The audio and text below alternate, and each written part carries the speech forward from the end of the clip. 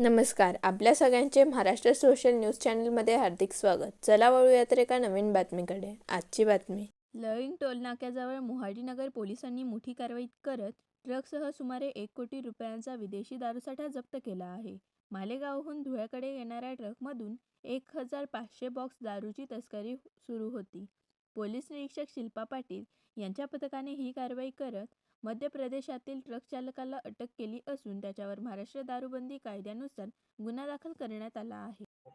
काल दिनांक 18 जानेवारी 2026 रोजी मोहाडी पोलीस स्टेशन येथे गोपनीय बातमीदाराकडून माहिती मिळाली की मालेगावकडून धुळ्याकडे एक ट्रक येत आहे, ज्यामध्ये विदेशी मद्यसाठा आहे. या बातमीवरून आमच्या पोलीस स्टेशनचे PSI Nitin Karande, head constable Sachin Mahag, head constable Nilesh Patil, constable Chetan Jolekar यांनी सदर ट्रकला थांबवून त्यातील मालाबाबत विचारपूस केली असता प्रथम त्याने उडवाउडवीची उत्तर दिले. ड्रायव्हर आणि गाडीची पोलीस स्टेशन यांना आवारात आणून झडती घेता त्यामध्ये सुमारे 92,16,000 इतका मुद्देमाल विदेशी गोवा विस्की या नावाची विदेशी दारू मिळून आलेली आहे.